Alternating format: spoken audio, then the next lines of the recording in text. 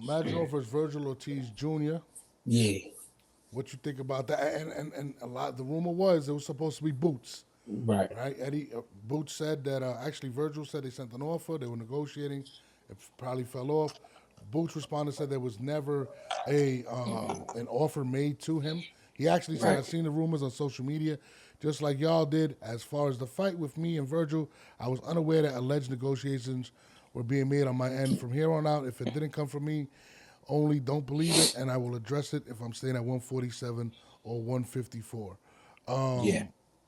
What you think about that? I think with the boot situation, I think, and I'm being honest, I'm being fair. I think that was the issue. He didn't know. He still don't know right now to this day if he want to go up or if he want to stay. And to say that they was negotiating a fight, I think for him he felt like was unfair because they didn't ask him like, "Yo, what about Virgil next on February 22nd?" I think it was just all this shit going on in the media, and he was seeing it, but he not tuning in like, "Oh, they for real." I think he just was like, "Oh, they just talking shit." You know, people write shit every day on the media to just to get the click. You know what I mean, the clickbait or whatever. So I think for him, well, once he really got the call, and he, from what I understood, they told him like, "Yo, we need a decision made right now, like today." Yeah. And he was like, damn, like I never even said if I was staying or going. You know what I mean? So I think that was the whole conflict between him and his team. But, you know what I mean? You can't take my word 100% because I don't know exactly what was happening. But I think the issue was him not really making his mind up on if he wanted to leave 147 or stay. Now the crazy thing is, right? You mentioned that in regards to him saying he didn't know, right? And at first I was like, "Yo, it sounded like BS or whatnot." Yeah, And you know, I seen Xander Zayas come out and say, "Yo, they told me I got an hour to make it," and then, bro, they made the Maginot fight, right? Right, like bro, like a day later. So I seen all of that. Now I do believe that they was really putting the pressure on him, and there was yeah, some inconsistency. He believed that first was supposed to be at 147. We knew that wasn't happening. Then they switched to the 154. I yeah. mean, what's the holdup with him going to 154? Do you believe? I think it's just the fact he want to be undisputed. You know what I mean? You gotta, like, we gotta understand, like, if somebody got something planted in their mind that they want to do, how can we just make them do something else? I'm not saying he right. I'm not saying he wrong because I can't say that. You know what I mean, it's his life. Would I like to see him go to 54? Hell yeah. I think it's a lot of smoke at 54, and I think he going to really blossom at 54. But if the man want to stay at 47, I can't tell him to go up. Now, this is the crazy thing about going to 54. I'm a huge Boots fan, right? Mm-hmm. He's done a couple of events in Philly trying to bring up his, his star power, showing that he can do X, Y, Z, Right. and be great. And I feel like due to him trying to perform for everyone else, he's kind of hurt himself in the ring. The last fight, he took a lot of shots, wasn't looking impressive, and especially in the last couple fights, he hasn't looked impressive. And I feel like it's him trying to become a star. How do you feel about that assessment? I feel like it's some valid points to what you're saying. I think he should just focus on what it is he want to do, and also fight outside of Philadelphia the next couple fights Why fight out of Philadelphia? because it's a lot of pressure fighting in Philly, man. I don't care what nobody say. I mean, Boots might not feel that pressure. I don't know, but without saying it, it is a lot of pressure, bro. It is like Philly is just a different crowd, bro. It's a different feeling. You know what I'm saying? No, no, facts. I mean, and it's a lot of pressure on him. And listen, I think Boots, to me, hits him and Bud hand in hand, one at 147 at one point, right? We all know he's not going to get the Bud fight. But I feel like he's stuck in a dilemma right now where do you take fights for notoriety? Example, right? He's been going back and forth. I mean, Ryan Garcia is a high profile fighter. He came out and said he wanted to fight him. Also, Blair the Flair came out and said he wanted to fight him. And to me, I think those two fights, in terms of guys that sell the fight, right, will take a lot of pressure off of Boots because even Eddie Hearn came out and said Boots doesn't really feel comfortable selling fights. Well, I mean, what do you say? What do you think about that? I think he just an old school fighter in the sense of I'm gonna let my hands do the talking. You know what I mean? We can't. I mean, we could try to force this guy to be somebody different, but at the same time, it might not come out the same way in the ring. You know what I mean? If we did that, if we force him to just to try to talk more shit and become more of a star, and he start acting outside of himself, he might not be who we supposed to be in the ring. You know what I mean? So I don't know, man. I don't know, man. It's tough. Everybody not a salesman. I could say. You know what I mean? Some guys just do their job. You feel me?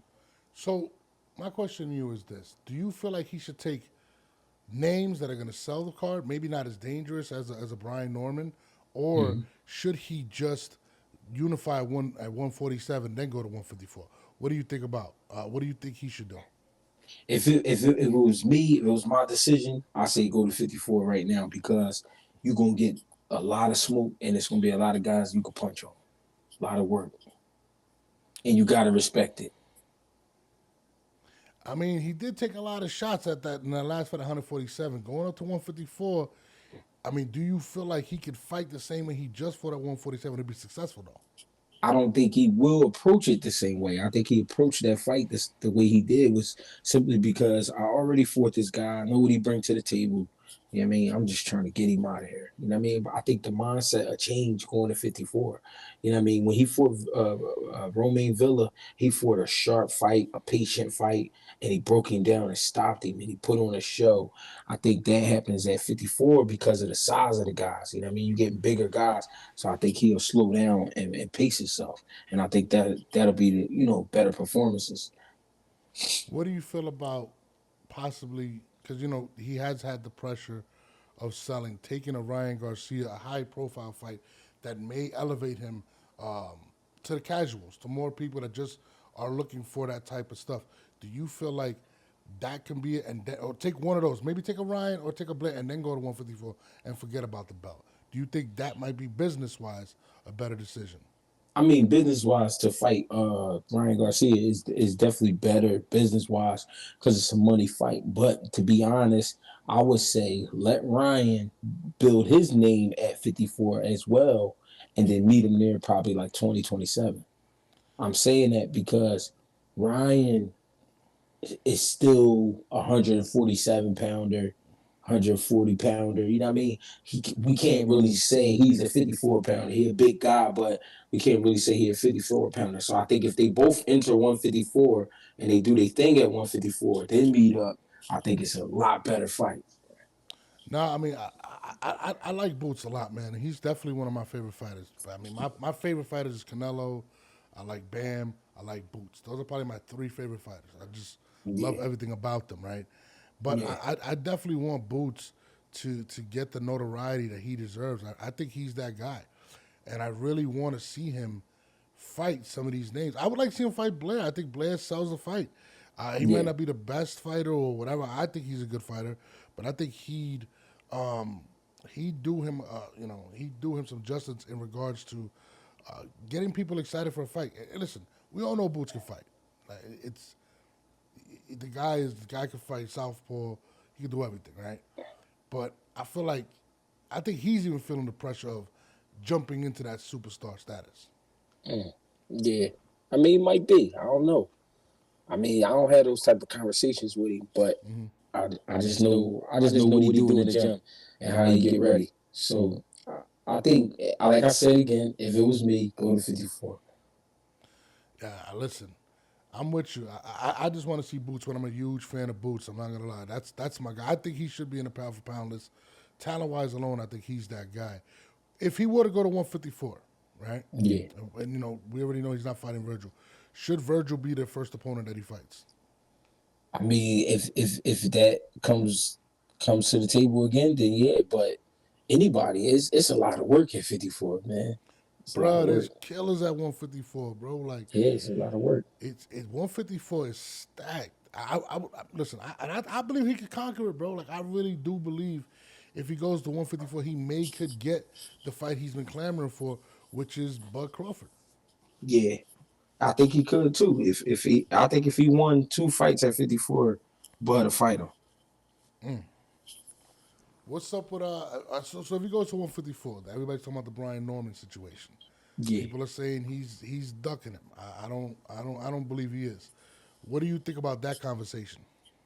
I like that fight too. I like those fights. I think Brian Orm's a tough, rugged kid.